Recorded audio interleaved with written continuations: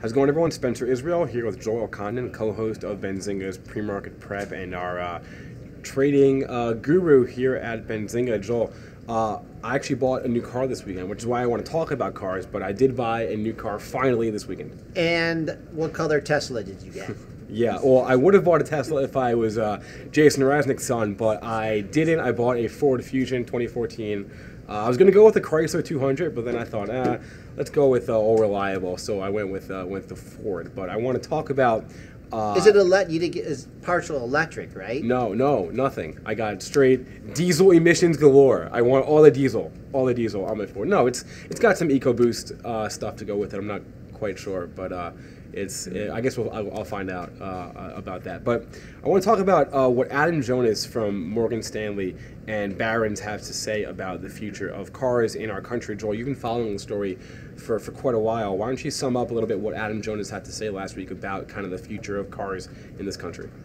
First of all, I just want to state I've been a little bit, skeptical Right. of driverless cars, autonomous driving for a couple different reasons, but through the reading and research and being involved with the show, some people a lot smarter than me have come up with some different opinions. Right. And one of them is Adam Jonas of Morgan Stanley, who did a double upgrade of a stock Goodyear Tire.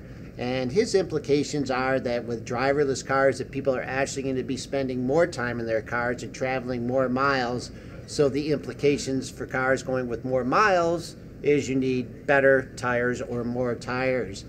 More of huge fleets of cars coming to pick people up and doing the driving as opposed to each individual. So that's part of the future, and that what caught my attention. I was actually, you're skeptical. It's funny because I was reading a really good article in Business Insider last week. They quoted a traffic expert from the University of California who basically said that the zero passenger vehicle will only add to traffic. It'll make traffic worse because right now, the minimum you can have is one passenger per car, right? One driver.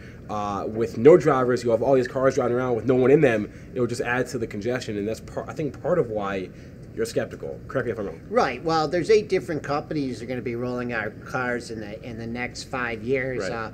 One reason for my skepticism is the infrastructure. Right. I mean, we have roads and highways and freeways designed, post World War II to accommodate, individual cars. Now, they're going to be coming up with autonomous vehicles that are supposed to have higher safety standards, be able to differentiate different driving situations.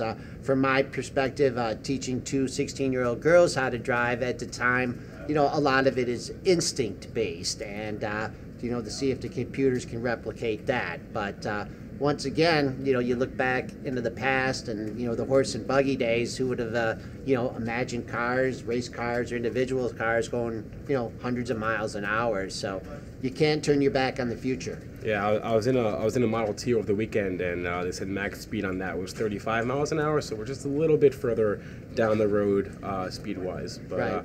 Who knows where we'll be in the next 100 years. I do know that I will be tuned into my Benzinga Pro newsfeed to keep up with all the breaking news with regards to Tesla, Goodyear, everybody related to the future of driving in this industry. You can listen to Joel and myself a little bit every day on Pre-Market Prep. It airs daily from 8 to 9 Eastern, actually on this very YouTube channel, so don't forget to like, comment, and subscribe to get that as well. For Joel Condon, I'm Spencer Israel. Have a good one.